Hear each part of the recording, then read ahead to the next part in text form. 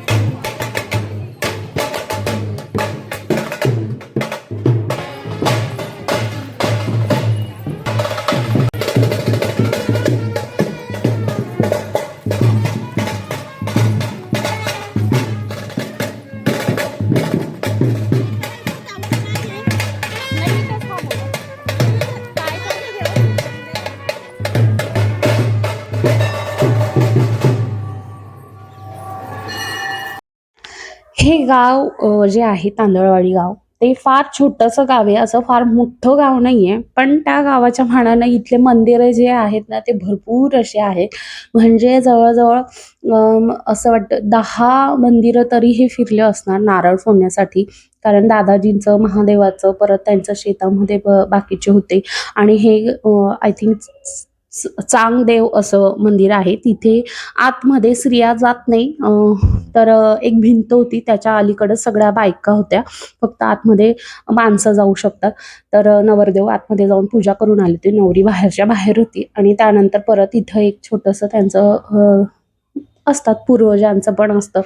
तर ते एक छोटंसं मंदिर होतं. तर इथं पण त्यांनी नारळ फोडून परत भात वगैरे शिंतळतात, पूजा वगैरे करतात आणि त्यानंतर मग परत घराकडे आलो होतो आणि त्यांना अजून एका मंदिरात जायचं होतं, की तिथं चालत जाणं पॉसिबल नव्हतं. म्हणून मग त्यांना गाडीवर पाठवलं आणि आम्ही घरी येऊन गेलो.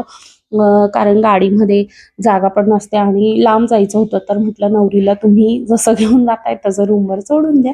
आम्ही तोपर्यंत घरी जातो. तर घरी आलो होतो आणि त्यांचं पण नारळ फोडून वगैरे झालं होतं आणि घरी आल्या-आल्या पटकन चेंज करायचं होतं. कारण की लगेच पुढच्या अर्ध्या तासात पाणी भरण्याचा कार्यक्रम होता. अजिबात वेळ नसतो. दिवसातनं जवळ-जवळ 3-4 वेळा तयारी करावी लागते आणि ही आता दुसरी तयारी आहे दिवसातली. तर सुरुवात झाली आणि इथं आजी आल्या होत्या. तर आजींना भेटली आणि नवरदेवकडचे ना सारखे बोलवायला येत होते. "चला पटकन आवरा, पटकन चला पटकन." त्यामुळे मग घाई गडबडीत कोणाशी न बोलता तिकडं जाण्यामागे होते. तर इथं आजीही येत होत्या आणि नवरी जी आहे ती गाडीतून गेली होती आणि आम्ही मागच्या साईडनं चालत गेलो होतो. कारण घर एकदम 2 मिनिटाच्या अंतरावर तिथल्या तिथेच आहे. कालच्या दिवशी आम्ही चालवतो नवरीबरोबर मी, माझी दिराणी आणि एक पार्लर वाली होती सोबत आणि मावशी. तर आम्ही आलो होतो आणि आज सकाळी पाणी भरण्याचा कार्यक्रम होता. तर सगळे आलेले होते. म्हणजे लहान मामी, नवरीचे आई-वडील, परत आमच्या आई, आजींना तर तुम्ही बघितलंच. आजी पण आलेल्या होत्या. तर सगळ्या ज्या होत्या त्या या कार्यक्रमाला आता आलेल्या होत्या.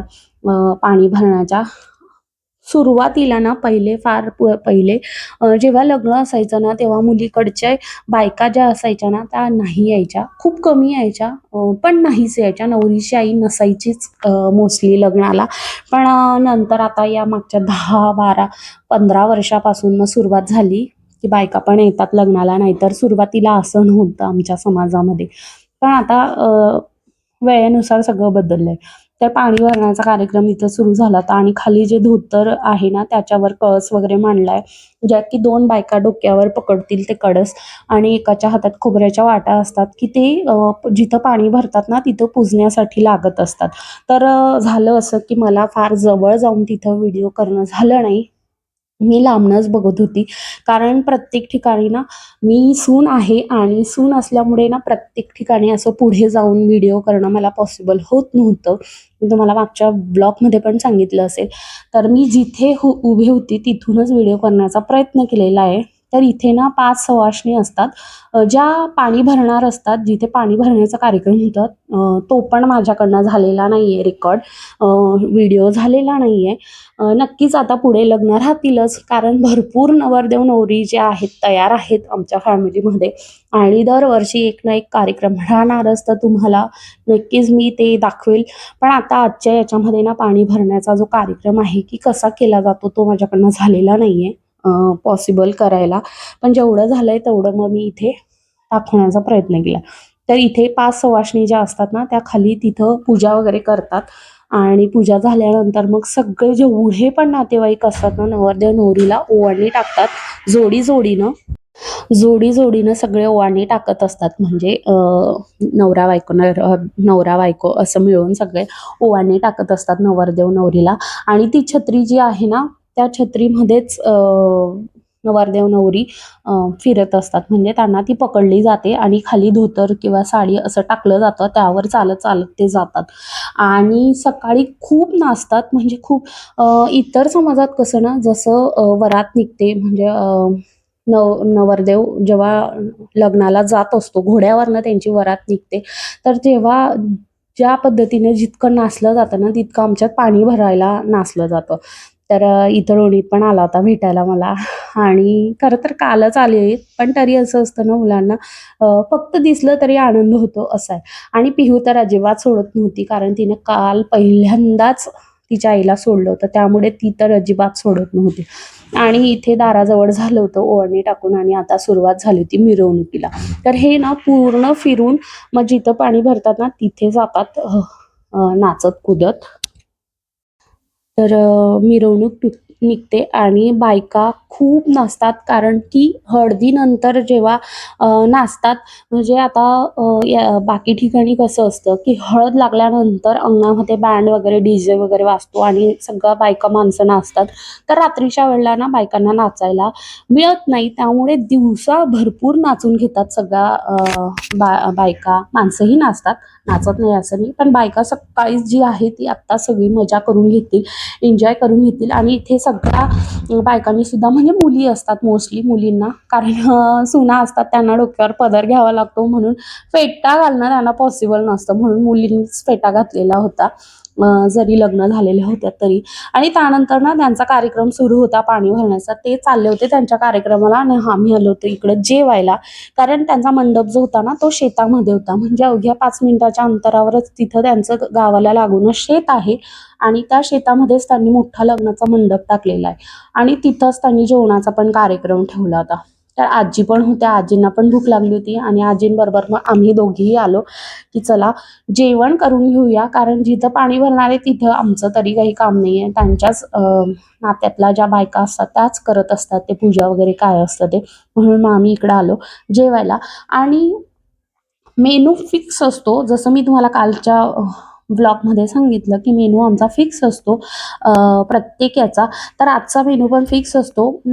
नेहमी पाणी भरण्याच्या वेळेस वरण-बट्टी, वांग्याची भाजी असा मेनू असतो, पण यांनी भाजी जी होती ती चवळीची भाजी केलेली होती पातळ अशी, पण नेहमी ना वांग्याची भाजी, वरण-बट्टी, भात असाच मेनू असतो आणि जिलेबी. पण इथे बुंदी होती, आणि बुंदी बऱ्याच दिवसांनी बघितल्यामुळे ना अशी छान वाटली खायला, कारण बऱ्याच दिवसांनी खाल्लेली नव्हती, आठवत नाही कधी खाल्ली, कारण आता लग्नांमध्ये बुंदी कोणीही करत नाही, पण यांनी केली होती. आणि त्या बायका ज्या होत्या ना, मी तुम्हाला आधी व्हिडिओ दाखवला तो, ते पाणी भरण्यासाठीच तिकडं गेलेल्या होत्या, तर मी थोडंसं झूम करून केला प्रयत्न.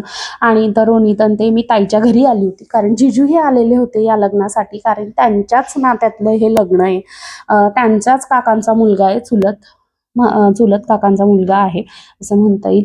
तर ते पण लग्नासाठी आलेले होते, तर आम्ही इथे त्यांच्या इथंच बसलो होतो. आणि रोनिताई छान, त्याला तर मित्रच झाला होता खेळायला.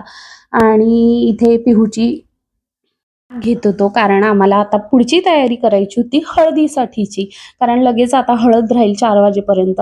तर हळदीचा व्लॉग मी तो तुम्हाला वेगळा उद्याच्या याच्यात दाखवेल. तर आजचा व्लॉग तुम्हाला कसा वाटला नक्की कमेंट करून सांगा. लाईक, शेअर, सबस्क्राईब करायला विसरू नका. असे छान छान व्हिडिओ बघण्यासाठी नक्की सगळ्यांनी शेअर आणि सबस्क्राईब करायला विसरू नका. बाय.